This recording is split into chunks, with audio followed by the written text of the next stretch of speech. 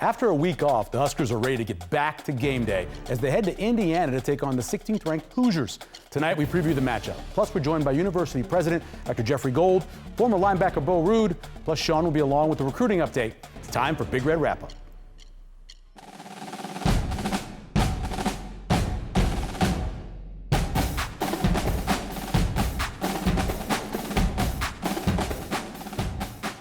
Hi everyone, I'm Michael Severe and welcome to Big Red Wrap-Up on Nebraska Public Media. Nebraska's set to play Indiana, which is going to be a great game. We have a great show for you. Joining us, former Husker Jay Moore and Sean Callahan.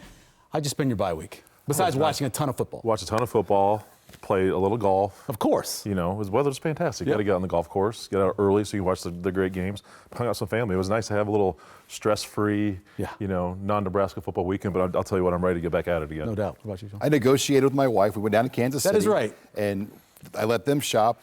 I got barbecue, and I watched a lot of football. So it was a winning Saturday for our household. Yeah, not to sponsor anything, but Q39? Yeah, we went to Q39. That was our Saturday night spot. That's pretty good. There's a lot to cover tonight, as we said, and we can't do it without you. We have our phone standing by, ready for your calls. Before, you can also text or email your comments to bigred@nebraskapublicmedia.org. We're also monitoring our social media accounts tonight.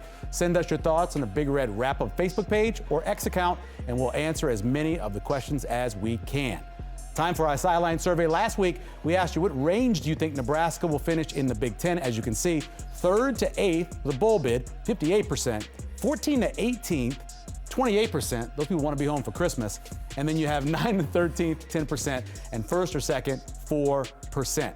Now, time for this week's all-new sideline survey. What do you think Nebraska's final record will be? Pretty easy, 6-6, 7-5, 8-4, or 9-3, or 10-2. We already have 2 losses. 1 loss right now. We don't want to include Ohio State. 44%, 8-4. I think that's about where we are. I'd like to introduce the president of the university system, Dr. Jeffrey Gold. We appreciate you taking the time and coming on with us. It's a great pleasure to be with you. Really excited tonight. So you just hit your 100 days a little while ago. Let's talk a little about how it's been, and anything surprise you in this new job?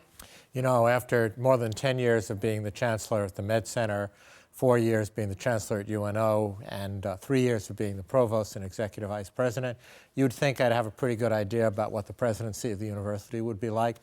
But I will tell you, the last 100 days has been absolutely amazing. The people I've gotten to meet, I've crisscrossed the state over and over, and Nebraskans are so proud of this great university. And of course, we're winning, and that always helps. Dr. Gold, you also now sit on the Big Ten Council of Chancellors and Presidents and represent Nebraska on that. How has that transition been to kind of represent Nebraska, and obviously a very big part of the university? Well, it's a very important part of the job now, and it's really been a pleasure to work with Tony Petitti and to work with the Council of Presidents and Chancellors. There's a lot going on, as I'm sure our audience knows, with all of the NIL negotiations and settlements, and that will have a profound effect on all of intercollegiate athletics, starting most likely this coming spring when contracts are going to be issued. And getting the presidents and chancellors together of the Big Ten is an important thing, and I think there's a lot of good cohesion right now. Dr. Gold, one of the big conversations is about AAU and Nebraska getting back into it. Where are we now with that in the negotiations? Well, the Association of American Universities, the AAU, is an elite group of 71 universities, 2 Canadian universities, 69 American universities, that UNL was a member of until 2011. And since that time, we've not been. And the focus now is trying to do everything we can to get back in. And the goal of this, the destination is academic excellence. And it's all about research productivity. It's all about awards and recognition of faculty. I'm told, I just had several weeks ago a meeting in Washington with the executive director, and this could be as long as a 10-year process. Wow. And so, the clock is ticking, but it's not going to be tomorrow. Gotcha. Dr. Gold, you mentioned earlier NIL, revenue sharing, new steps are being taken to go into place for 2025. What steps has the athletic department and university taken to make sure Nebraska is in the best situation possible to attack and be at the top when those new rules come into play? Yeah, well, I have a huge amount of respect and admiration for Troy Dannon. I think he's the right person at the right time to be our AD. He's working very closely with the Big Ten ADs, and they're very tightly aligned about this as well. But, you know, this is going to mean not only a retroactive settlement for the 5-year period, but it's going to mean revenue sharing for the future. The cap's going to be about $22.5 million. And it's going to require a very different mindset. It's going to essentially convert student athletes into employees, and you know they'll get 1099s and W-2s like anybody who parks cars and flips burgers does. And you know whether that's going to change the mindset, and you know whether there's going to be internal competition among and between the different Olympic and non-Olympic sports, whether or not the record keeping that compares us to our Big Ten peers or the SEC or other conferences produces a different type of competition. We're just going to have to see. The idea is to make it as transparent as possible and capped at that $22.5 million. Go back to AAU for a second. You're chancellor at UNMC. How do you think that helps you when you're having this discussion and trying to get us back into AAU? Well, you know, most of the members of the AAU, about 57 out of the 71, have large academic medical centers as part of their university system, as we do. The only difference is we report them separately, because in 1968, when the system was created, each of the university entities, campuses as we now call them, were separate campuses. They were reported separately. And so starting last February, we started reporting them together. And that elevated our rankings in research and sponsored programs from about 120th to about 60th in the country. So that's a big change, and that's just as simple as combining reporting. So when we start to look at other things that we can report together, the role of the accrediting bodies and other entities of that nature, that'll give us a better idea of what it would take for the AAU to look at us as a single entity as opposed to 4 separate campuses. How unique is this situation in terms of being a member institution that's been removed and trying to get back in, and how important is it when you look at your other peers in the Big Ten, the other 17 members are all in the AAU, and to get back in, to join back up at the same level with them? Well, as you said, the other 17 members of the Big Ten are all longstanding members of the AAU. We are the only institution, to the best of my knowledge, that was actually dismissed by the AAU. Several have withdrawn rather than be dismissed. And if we are successful, in air quotes here, we will be the first to ever regain entry. And by the way, it's not an application process where you fill out the form, click send, and they know you're interested. It's by invitation only. Dr. Gold, let's talk a little bit about alcohol sales. All the Big Ten other schools are doing that now. It's announced that Nebraska will soon have that as well in Memorial Stadium. Can you tell us how that would affect, and what are we talking about in terms of revenue? Well, the revenues are just estimates, but it looks like it's going to be a multi-million-dollar revenue source. I know Troy has worked that through very carefully as he's in the process of looking for various concessionaires who would be the professional vendors of the alcohol sales. The data, which is very important to me as a physician, is really the safety data. Yeah. And there were some really excellent studies. One of the most recent ones was actually done at Iowa the year before and the year after they started selling alcohol, which is predominantly beer and spritzers, let's say. And they actually showed reduced number of emergency room visits. They showed a reduced number of alcohol-related incidents in the stadium, which, by the way, just to give you a rough idea, the audience might not even appreciate this. You look at all the events that occur in a typical game, anywhere between 5 and 6%, maybe 7% are related to alcohol. And the good news is that this should suppress the binge drinking, right. And that is the key to this, because that's what causes your DUIs, that's what causes your ER visits, etc. Let's stick on the stadium, the Memorial Stadium. Nebraska, they were in the process of getting South Stadium redone. Obviously, that was put on hold. We talked to Troy Dannon back in May about the next step here. Where are things at with that next step? And we knew what the first one was going to cost. It was, I believe, $450 million was what was listed on the Regents meetings back then. Yep. I mean, what is a realistic number that you think it's going to take to do this project, at least at the first phase? Well, I can't really give you a number because I don't know it. But I do know this, that Troy is working really hard looking at different sequences of the East Stadium, the West Stadium, the South Stadium, et cetera, scoreboards, playing field transition. You may have seen just last Board of Regents meeting, we're converting the practice fields, which will be a really big deal for us as well. But I'm hoping that Troy will have a better understanding of the sequencing, the timing, and the scope of the projects section by section, probably by this time next year, I hope, maybe sooner. I know he's got a third-party consultant that he's working with that has done a lot of important stadium work. But I think credit to Troy and the team, we need to get into this NIL settlement and have a better understanding of where we are from a cash flow perspective. We want to keep as much dry powder as we can, look going into the stadium project. I mean, clearly, parts of it have to be done. Maybe even all of it has to be done. But how fast, in what sequence, time will tell. Dr. Gould, I remember years ago, Alabama showing the increased amount of attendance, people signing up to go to Alabama when they started winning national championships. How important is the success of athletic programs, and especially football, to help the university overall? There's no question that the success of the athletic programs in many ways are the front door to the university.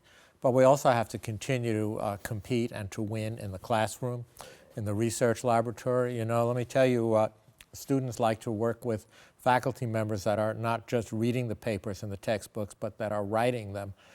Students like to know that there are Nobel laureates and there are highly recognized faculty members that are their mentors and their teachers and their coaches, et cetera. And so this is all a combined package around excellence. When I had my formal investiture back in early September, hard to believe it's more than a month ago, in the rotunda of the state capitol, I talked about an odyssey from excellent to extraordinary. And that's what we really need to be. And, we have every tool in the tool chest we need to do that. We have incredible loyalty of not just our fans, but of course every Nebraskan and many, many alumni. We have phenomenal facilities. We have an incredible student body. We have some of the best faculty in the world. We just need to put it all together and be rowing in the same direction. Yeah, and now with your new job, you've been around the university and the athletics a lot more and the fan base. What are your impressions of just the fan base and how big of an asset that is when you sell what Nebraska is and its value in terms of the ratings it still receives and everything it still gets at the national level? Well, I was, with the commissioner and the president of the NCAA in the president's box during the Colorado game, and both of them said that they had never seen an experience like that. I mean, the place was absolutely alive, as you know, and every fan knows. I've been on the field for every tunnel walk since I took the job. I've hosted countless people. I usually will hop from box to box during the home games, and have enjoyed doing the halftime show with Matt, which has been a lot of fun, and get to talk about interesting things.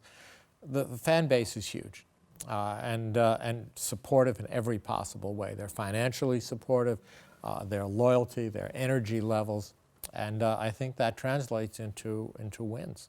Your thoughts on Matt Rhule heading up this program? Obviously, the football part is big, but he talks so much about being an educator and making sure the student athletes better when they leave here in their future. Your thoughts on having him as the head coach? I think he's a rock star. I recently had an experience that would never make the headlines or the media, but I'll tell you just very briefly. He called me about a student athlete whose family was having a medical issue, and he wanted some advice and some connections in order to make some decisions about when the student should be back to be with his family and that kind of thing. And this was not just the conversation of a coach. This was a conversation of almost like a parent who has had incredible compassion for the student and really wanted to be sure that he was doing the right thing at the right time for this young man. It was impressive to me, but I'll tell you, every interaction I've had with Matt has been just like that. Yeah. Let's talk about your game day routine. You mentioned jumping around with boxes. Is there a tailgate you go to? Is there a favorite thing you eat in Memorial Stadium? What's your game day like? Well, I always do the President's Tailgate, which is really cool. We have 600 of our closest friends. Yeah. And what we've done this year is we've combined the Chancellor's Tailgate, the Athletic Director's Tailgate, and the President's Tailgate. So it is like massive energy level. And then I hop over to the stadium, usually take a group of people down for the tunnel walk and stand on the field and say hi to a lot of friends, and then pop up to the President's box, usually for the first half, I typically take down at least one runza, maybe a little bit more than that, and then do the halftime show, usually with Matt, and then usually spend most of the second half going from box to box, meeting with friends and colleagues and others. One last one from Sean. I'm curious, have you been able to really tour the new football facilities and in your thoughts on just seeing those, and do you get a chance to show a lot of your colleagues the new football facilities? It is absolutely amazing. I have taken a tour. I had the opportunity to speak at the ribbon coating with T.O. and with others, and I can't believe there's a finer facility anywhere. Dr. Gold, we really appreciate you taking the time and coming on with us. It is my pleasure. Have me back sometime. No doubt, definitely. It's time to get to the top plays from the first half of the season. Let's go. Number 10, sideline headset spike by Coach Rule against Purdue. I don't know if this is a highlight, but although this happens here after the block in the back, and he throws the helmet, throws the headset and gets the penalty, but after that, it's fine. They got a first The down. play after that Yeah. is worth that. The screen pass. Exactly. To yes. Emmett, that was a fantastic That was play. perfect. Number 9, freshman sensation Carter Nelson scoring his first Husker TD against Northern Iowa. His first touchdown in 11-man football, which is crazy to think about. Number 8, John Bullock's fourth quarter pick 6 to seal the win over Purdue. This was huge both for the team and for John Bullock. What an He's having an amazing year. incredible. And then at number 7, Sierra Wright is going to make the list. Strip sack, of course, of Shedeur Sanders. This was a huge play in the game. Oh, no, this is not Shedeur Sanders. Luke Of course, Altmaier. Luke Altmaier. I'm reading the script and not looking at the video. Yeah, great, huge play there. Brian Buschini, though, makes the list. He could make a bunch of different lists for this, but great pass, 30-yard pass for the first down and kind of extending the drive a little bit. Number 5 starts with the game-winning, actually, yes. Game-saving. 5-play stop here at the goal This line. is my number 1. Yeah, I think that was incredible. That really turned the season. Anything could have happened after that. Let's go to number 4 and our good friend, Ja'Cory Barney. We love watching Ja'Cory Barney and this place and his run against Purdue. So many big plays for him so far in the first half of the season. At number 3, Ramir Johnson against Colorado. This would have been an interception, one of the few turnover-worthy plays for Dylan Raiola early, but catch happens, runs into the end zone, knocks off the Buffaloes. What a huge play in that one. Number 2, Isaiah Nair's top tap catch for the score against Illinois on a pass that Dylan Raiola may have been trying to throw away. You know, May not have. give him but credit yeah. for making a heck of a play there. And then the top play, the first half, comes from Tommy Hill with the help of John Bullock. John Bullock does his job. Tommy Hill does his job. The pick 6 against the Heisman candidate to win 28-10. Huge play there. For you, your number 1 would have been? Pick 6, Tom Hill's pick 6. I mean, all those plays in the first half of that Colorado game, that was the best half of football Nebraska's played, put together Yep. in a long, long time. I love that goal line stand against Rutgers. I mean, that was just fantastic. After the second block punt, I love Deshaun Singleton's ability to get over the mesh routes and trying not getting rubbed off there and coming over and making that play. Learn from mistakes, right? After they struggled with that against Illinois, that was big time football that defense showed in that stage. How about you, Sean? Well, for me, the goal line stand, because of what it defines, it's a bigger picture. Nebraska is the only defense in college football that has not allowed a rushing touchdown this year. Incredible. And that goal line stand showed that is not a fluke. I mean, Rutgers had, 5 cracks to get in there from that situation, and they could not get in the end zone, even with the leading rusher in the Big Ten Conference. So for me, it was the goal line stand and just the big picture of what that meant. Yeah, even with the penalty call, because they had the holding call that gave them an extra set of downs, you watch that and the way they handle that. But this is something we've seen from this defense for 2 years now. They get put in Did they Illinois as well? Yes, tons of tough situations in the goal line. I mean, I looked at that Northwestern game last year. Yep. I mean, second play of the game against Northwestern, they throw a pick, right? Hold them to a field goal. And they may miss a field goal, but numerous times, Northern Illinois last year, again, they fumbled, Nebraska's offense fumbles the ball inside their own 10. They go for on 4th, don't get it. This is not normal to be able to do this, but their ability after a quick change, usually holding a team to 3 points after a quick change, that's a win for the defense. But they've held them to 0 points in a lot of these situations. So the ability to not care about momentum, what the situation is, and just go out and play and operate as the play is called that's big time football. And Tony White's got them playing really good football at this time of year. And this is not one play, but just the play overall of Dylan Raiola. As a true freshman, going out there and operating this offense the way he has. And, the wind conditions in that Rutgers game really affected the throwing, but he still made the most of it, especially in the first half. And I think if he would have finished that day with a big finish, and I think we're looking at it even bigger than what it was, but he has played above serve at this point. When you have a true freshman to get what he's given you already, you look at the completion percentage. He's going to challenge for the school record for completion percentage in a season, and he's got a chance to have one of the best freshman seasons at quarterback we've ever seen. And the number on that last graphic, 4 turnovers, which is remarkable thinking where Nebraska was last year. That's a big part of what he's doing too, taking care of the ball. Oh, absolutely. That's a huge part of how this team's had success through the first 6 games. Yeah.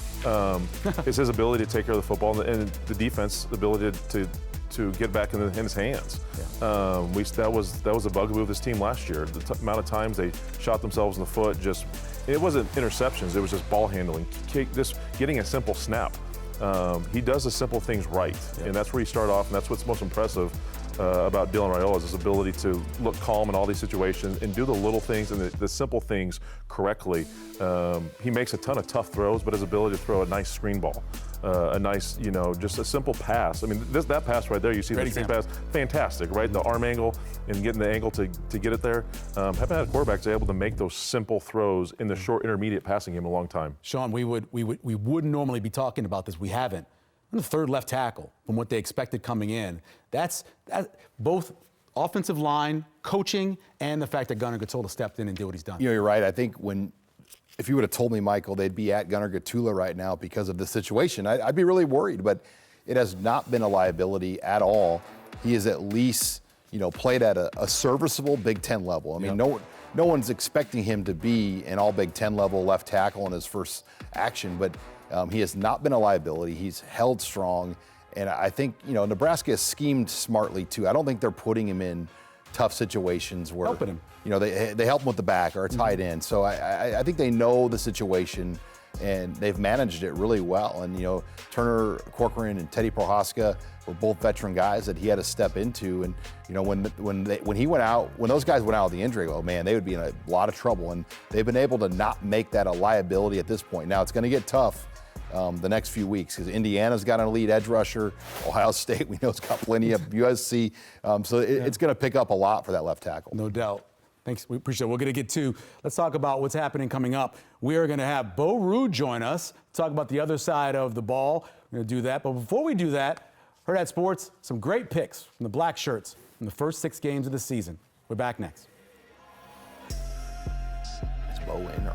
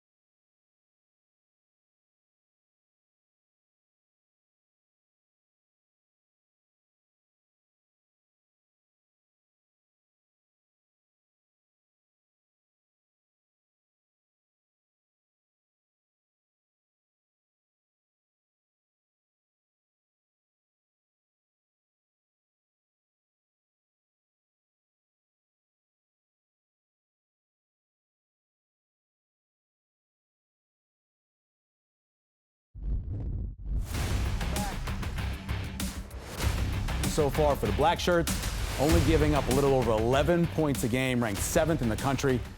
A good point of view on the defense, of course, is Jay Moore, but also we bring in his former teammate, Bo Ruud, former linebacker at the University of Nebraska.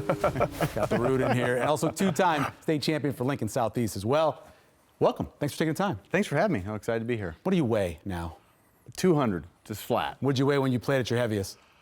I think I touched 235 to 240 once. Wow. But yeah, it wasn't all good weight. It was a lot of pizzas and late nights at on O Street that don't do any favors. And the Coach K strength program as well. All man. those squats and lunges and It's all bench heavy press. weights and not maybe enough. Your running body or something. appreciates not having that extra 40 pounds. I on. bet. A few Yeah. pounds less. So just give us your overall feel of the way the defense played so far. I mean, I think it's been really good, right? So if you're grading this defense, I mean, we had pretty high expectations, and I think it's hard to be disappointed if you take away a little bit of the Illinois game. Like it's a remarkable season. It's been great so far. So I think I'm still pretty optimistic. It's we got a hard stretch coming up here, but for the most part, like we've played really well at all levels. I mean, I was worried about the linebackers. John Bullock and Bayer, they've been better than expected. Yeah.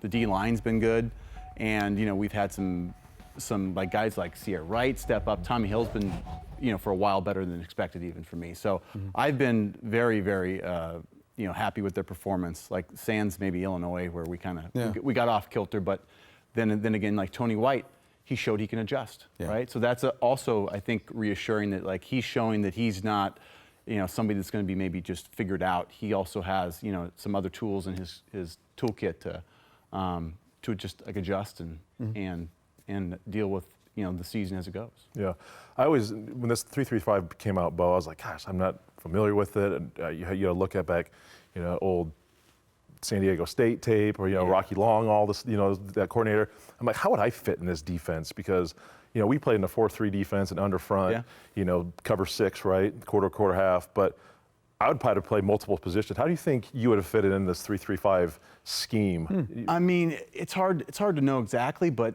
it seems like it likes athletes. So if you can, there's a lot more movement. So I think, if you're a guy that it's athletic and multiple, like they'll find a way to use you. So I mean, I think in the end, you'll find your place if you can do a few different things. And so that's how I see it. Is like I would like it because, hey, move me wherever you want to.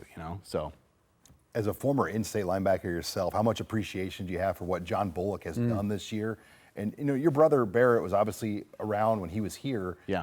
Has Barrett chimed in at all about what Bullock has done this year? Have you had a chance to visit with Barrett about Bullock? Just a little bit. I think he's just very excited for him. He's just a hard-working kid that, if you're a walk-on that's moved positions and like, especially like he's gone from, walk-on safety to starting linebacker, but he's also he's getting better every week. The first couple weeks I was watching him close.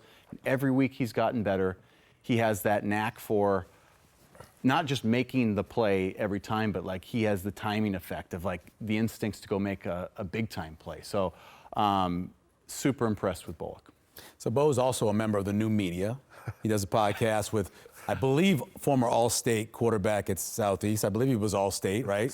First team Super State. There you go. So Nick Bob was that. You guys do a thing where who's in the club, right? Yeah. The beginning, a lot of defensive players. How's the offense done getting into the club as we go along?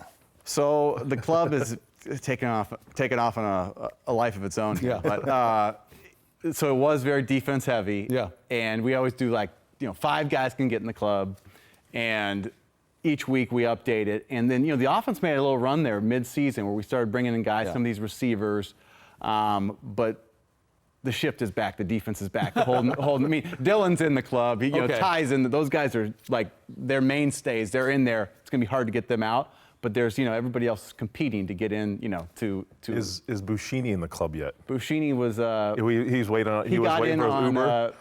It was bring your punter to the club night. So he was Buschini night at the club. So he got one Punter night. He doesn't get any other night. He got to the velvet rope. Yeah. Somebody helped him get in. It was punter's night. Yeah. So he got in.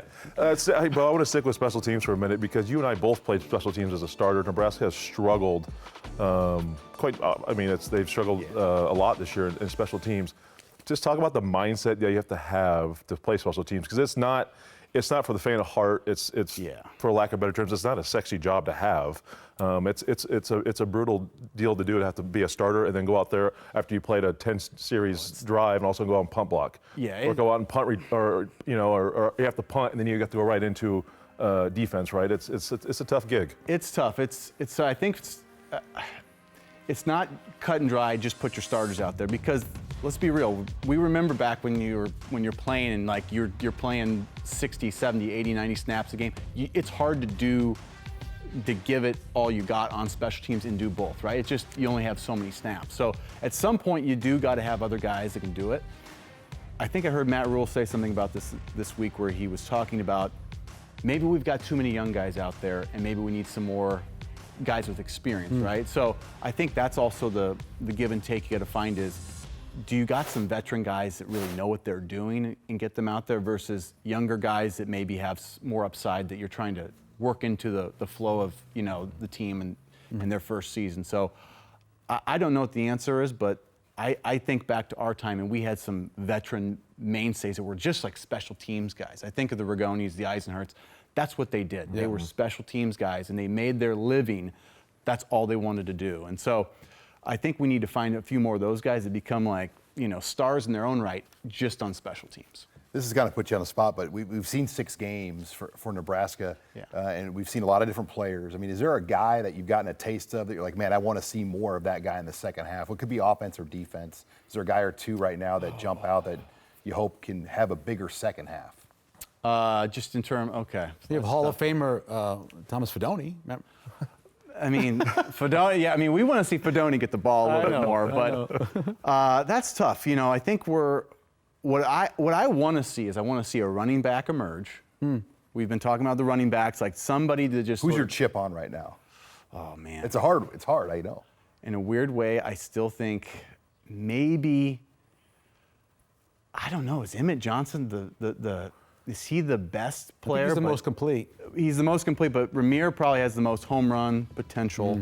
I think they're looking for that. So Yep. I'm stumped on the running backs. I just want somebody to kind of step up and take that run game to the next level. Seems like that's even Matt Rule keeps saying, we need to see somebody like make somebody miss, break a tackle, take the 5 to 10 yarder, take it to the house. That changes games for us. It changes our run game. So I think I want to see a running back emerge, and then the offensive line. I want to see one of my big thing is when the game gets on the line, can we protect, right? Can we protect Dylan in the clutch? Like people talk about clutch as, hey, can the QB throw it to the receiver? I want to see can the O-line protect the QB in the clutch. That's what I'm looking for in any of these close games. Yeah, he's been pressured 33% of the time of dropbacks, which is not great. Let's talk about this game against Indiana. It's really a bring your keys game. A lot of RPO, a lot of quick screen. Talk about being a linebacker in a situation where you don't know if he's giving the ball, you don't know if he's running. It's tough going against this Indiana offense. Yeah, it's there. In a way we might match up decent because at 3-3-5 it allows you to play against the finesse teams and a little bit better. But it is going to be eye heavy. You got to have your keys and you got to just do your job, which is like if this is your guy, you can't get lost in the junk traffic. I think Jay mentioned the Illinois game. Like they're doing a lot of play action, across, tight ends across the field, around the goal line. We lost our eyes, right? Yep. We didn't know who we were supposed to see, and in the end, if you got strong eyes, strong keys, that's what it's about. I think you could look at last year against Michigan. That was a 4th game defense. Michigan was the best team by far last year, so a bit of an anomaly. A little sloppy. They improved, got some things figured out. Yeah. Illinois was the 4th game this last year. Got exposed a little bit, but seemed to kind of get things figured out with Purdue and Rutgers. What do you see the tweaks and adjustments from the defense from Illinois to Purdue to Rutgers that gives you some hope, right? I'm not saying we're in dire needs, but just like, ooh, that looks different, that looks better, this is what needs to happen. I mean, I'm no expert on the 3-3-5, so I don't even want to pretend like that. But just watching Tony White's adjustment from Illinois to Purdue, there were some things we were doing that I was like, he's putting our guys in position to make plays. Like it didn't feel like we got out schemed at all, right? It was like we felt like, ooh, did we get a little schemed against Illinois? It felt like Tony White came back adjusted and we were kind of had the upper hand. We weren't playing on our heels anymore. It gave our guys the ability just to say, hey, we're in the position. They knew what they were doing. Felt like that was a really good adjustment game for Tony White to show that, yeah, this is what we can do. Okay, you do this, we can adjust and we can counter you. Mm-hmm. Your brother Barrett is in the NFL now, coaching with the Falcons. Yeah. How much does he like coaching in the NFL? Because when he got into college football, it changed a lot with NIL. Recruiting. I mean, he sometimes says he can't believe how good the schedule is. He says it's amazing. Mm-hmm. It's an amazing schedule for the coaches. Yeah. It's, the recruiting, there's a lot that goes into college. It's a harder job to be a college football coach, right? Now the difference is the NFL, it's the not for long league, right? Yeah. It is the league that is every week. I mean, it's like been a one possession game every week for him. It's been a coin flip. So you got to be on your stuff every week, and there's a lot that can go right or wrong, and you got to have a quarterback in that league. And it's been a fun start to their season. They've done pretty darn well. Speaking of having a quarterback, so you're a veteran on a team. Here comes a freshman hotshot, 5-star quarterback. Yeah. He's a leader. Can you talk a little bit about how different that kind of is than it normally is? You got to be a rare person to come in as a freshman and earn a leadership role. I mean, it seems almost unthinkable, but it seems clear that it's real here. And we've got a guy he's a rare one. He's a special kid. But that's not normal, right? It's usually, that takes years. You got to prove it, year in, year out to earn that. But if you're good enough and you have the right mindset and you come and work, I mean, this guy, he has it and he's showing. A little different than Harrison Beck coming in, right? Hey, I don't want to make TikTok. Corey McEwen's favorite. Yeah. So, but Dylan's, like I say, you don't say that about many people, but we can say it about Dylan. Yeah. He's got it. Got a prediction for the second half? Last 6? Oh, I think we're in good shape. Ohio State's tough, but going to USC that's going to be a hard game as well. Being on the road, but every game seems. Other than that, I feel it'd be hard to bet against us in my mind. If we're playing our game, taking care of the football, playing. Strong eyes, physical defense, trying to run the ball like we should. I think we should do okay. USC has struggled with physicality. Yeah. I mean, teams that have went straight at them has given them trouble. Yeah, I mean, Minnesota, that's a team that on paper they shouldn't win that game, but you know how Minnesota plays. They get those northern trees up there and they just lean on. Shorten the game. Yeah. Yep, no doubt. Bo, we really appreciate it, man. Thanks for taking the time. Thanks for having me, guys. This was great. Good seeing you. Yeah. All right, up next on the wrap-up, Sean Callahan will update us on a possible flip from Alabama. But first, Herd at Sports has some great shots of Nebraska's good start to the season. We'll chat about Indiana when we come back after this. Hey, good job, Bo. Thanks, guys. Yes.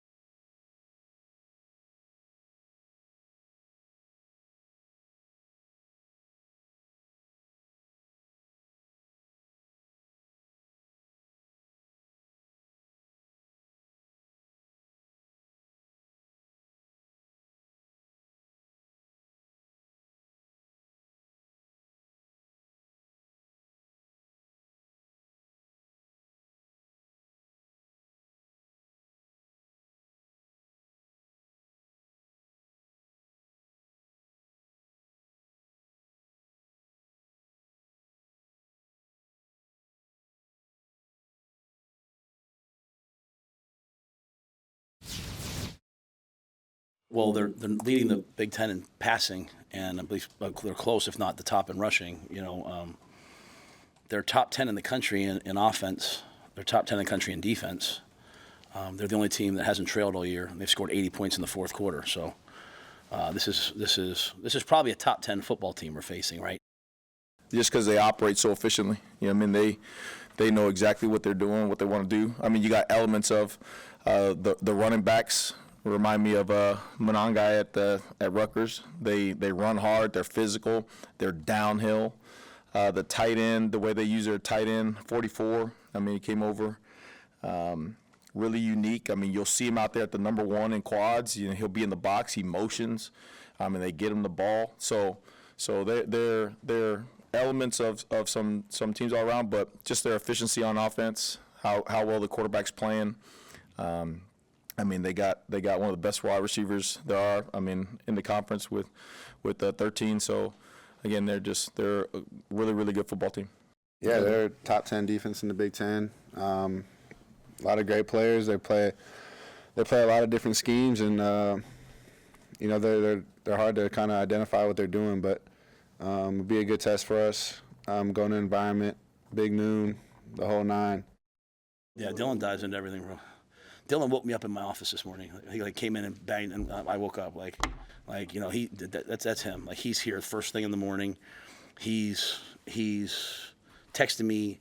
He's going away this week, and he's on the plane. He's like, hey, can you watch UCLA? He's watching the tape on the plane. Can you watch UCLA play 24? He slept here, so he probably slept in a little more than he wanted to, but somewhere around, I don't even remember. I walk in here and just walk in. I don't look at the clocks. I almost hit his head because he slept by the door, and I knocked, and I opened the door, and I hit something. And he was on the ground, so I was like, oh, I just knocked his head. Oh, welcome back inside the Big Red Rap studio. Nebraska Public Media. I'm Michael Sarir with Sean Callan to talk recruiting. Potential flip, a big one for Nebraska? Yeah, keep your eyes on Dawson Merritt. We've talked about him all season here on the show, and Matt Rule went one place over the bye weekend. He was the only coach out with Rob Dvorak down in Kansas City to watch Dawson Merritt play on Thursday night. And, he still remains a commit to Alabama, but Merritt, was very impressed that Nebraska continues to recruit him. He's a priority. Alabama, is still having a good year by all intents and purposes, but I think this is something to continue to watch closely as we've seen it with Matt Rule. He will not give up on a guy. Cade Pedshock was, looking to go to Oklahoma, and Rule won that battle to get him to Nebraska out of North Dakota. And, wouldn't surprise me at all if Nebraska, kept their name in this fight. Makes sense. Let's get to our feature recruit. Yeah, Sean Hammer back tonight, the number 1 ranked player out of the state of South Dakota. And I know that gets Nebraska fans excited, Michael, because you kind of want to, dominate the borders. You want to go into Colorado. You want to go into South Dakota. You want to go to North Dakota. Iowa's a little harder, obviously, with 2 other Power 4 schools there, Kansas, Missouri. Definitely. And Nebraska has gone in to the Dakotas, and they've started to clean up. Sean Hammerback, and we've talked about, the receiver they just got last week out of South Dakota. So they have put themselves in a great position, and Sean Hammerback as a tackle fills a key position of need. Yeah, and the name alone is an awesome name. In-state recruit. Yeah, Henry Rayberg, and this is a guy obviously you're familiar with, sure. Michael, committed to Wyoming out of Millard North. The Mustangs are loaded right now. They have, 3 major Division I top 15 prospects in the state of Nebraska.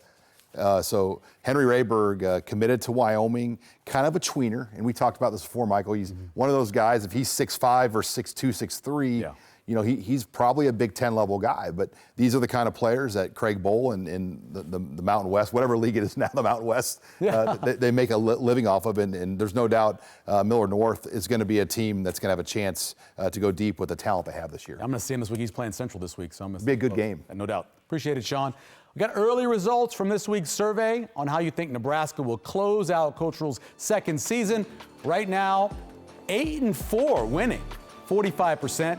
7-5, 42%. 6-6, 8%. And that big number, 11-1 or 9-3, 5% of the people are confident that Nebraska can play really well over the last 6 games. Oregon moved up to 2 and is one of 3 Big Ten teams that occupied 3 of the top 4 sports spots in the AP poll after last week's carnage. In Big Ten play, an interesting note, the Huskers' 3 Big Ten opponents are 0-3 after playing Nebraska and losing those games by an average of almost 32 points per game. Indiana has moved up to 16 in the AP. This is the latest that they have been ranked that high since the COVID year in 2020. Looking at the top 25, joining Oregon in the top 5 is Penn State at 3. Ohio State falls to 4 after the late loss to the Ducks. Illinois is hanging around at 22, and Michigan is at 24. Let me just tell you, Michigan doesn't deserve to be in the top 25. I know what they did last year. I know they won a national championship. They're not a good team. Look at the teams that are playing them, and look at those teams losing. They're not a good team. No, and they can't throw. Right, at and all. So when they play somebody really high level, it's going to be interesting. But you know how the poll, it's a reputation thing. Sure. And, Tennessee, has not played well. They kind of still get the respect. Miami has, almost lost. They should have lost Virginia Tech. Yeah. So I think for Nebraska, they've got to earn respect back. It starts this weekend. Yes. There's going to be a lot of eyeballs watching Nebraska in Indiana. Well, let's talk more about that game. Joining us now is Mike Niziolek from the Bloomington Herald-Times. Welcome, Mike. Did I come anywhere near close to saying your name correctly on that? You got 100%. You did great. Nice. Talk to us about 6-0 there in Bloomington. What's the feeling like out there? Excitement. This is one of the biggest games, the last couple decades here. Obviously, they announced a sellout, only the first sellout since 2021. Big Noon Kickoff's going to be here. Fans are pumped for this one. You've kind of seen it kind of grow slowly here, and now I think fans are fully bought in terms of really believing in this thing. Obviously, second 6-0 start in program history, was the first team to qualify for a bowl, and they have some bigger goals here still under Curt Cignetti. Mike, Nebraska fans are talking about Indiana hasn't played anybody yet this year through the first 6 games. What's kind of your rebuttal to that statement, and how do you think, what has Nebraska, who they've played compared to who Indiana has played through the first 6 games? Yeah, I mean, Indiana, is not hiding the fact that their schedule set up well for Curt Cignetti in his first year. Their first 6 games, they played one of the, not just an FCS team, but one of the worst FCS teams in the country, a team that had lost 25 in a row before coming here. And so, I think there's been talk of that here in Indiana as well. But they've gone on the road and won 2 road games in the Big Ten. And Indiana's built up some style points. I think Michael mentioned that, this team is one of 2 teams in the country that hasn't trailed yet this season. Yeah. And so, I think that's kind of impressed people that even though maybe they're playing some lesser teams, that UCLA win looks worse every week, but still they went in there and dominated. And I think that's a hard thing to do. Only 2 teams have won out West this season in the Big Ten. Indiana's one of them. So, I think that, Indiana's played a light schedule so far in this back half. They will certainly have to prove themselves here with the series of stronger opponents. Mike, the history of Indiana, it's in some ways similar to Nebraska in the sense that you guys are a basketball school and football is kind of the secondary sport. At Nebraska, basketball has to play second to football. How engaged, though, is this Hoosier fan base? Because we know what's coming around the corner. Basketball season is just a couple of weeks away from starting. With the start at being 6-0, Big Noon Kickoff, how engaged is this Hoosier fan base? Yeah, Hoosier Hysteria here, their annual kind of football event is Friday, ironically. And so that's now sort of fighting for the attention or the spotlight this weekend. 2 of the final 4 home games have sold out already. Michigan was the other one that got announced this week. Limited tickets available for the other 2, Washington and Purdue. And so you might see them sell out 4 games in a single season, which hasn't been done here. And so at Memorial Stadium. So I think the fans have bought in. I think fans really like Curt Cignetti. I think they were really sort of, his bravado at the start. They may be a little worried that he wasn't going to be able to back it up, but he called his shots. He's basically, in December and January, he kind of laid out how this was all going to unfold. And he's been right. He kind of had a similar turnaround at Elon. He's had a blueprint and he's executed it here and turned around this roster very quickly. And so fans, I think they are excited. And you know, it's kind of uncharted territory. November games are going to matter here for football, and people won't be able to invest as much in basketball here over the next couple of weeks. Mike, lastly, talk about Curtis O'Rourke. And I loved him at Ohio, thought he was a really good quarterback there, but he's taking it to another level. Can you talk about what you've seen as his development's gone through these first 6?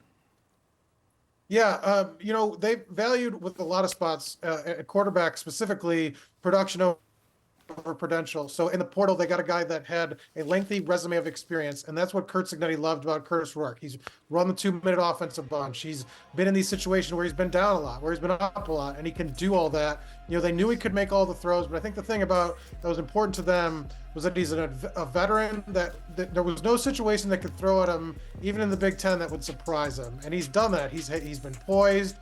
He's really good pocket presence. Not necessarily the fastest guy, but I mean, if you watch their games, you see him 3 or 4 times escape out of the pocket, escape pressure, duck out of things, and he's just real savvy. And you know, I think his arm, you know, when you watch him, there's not a spot on the field that he can't throw to, but I think it's all that other stuff that has really separated him. He's run this offense with confidence, and he's got them humming along. I mean, obviously, if you look at the numbers, you know, top 10 in most categories, and that's all, you know, it starts with him.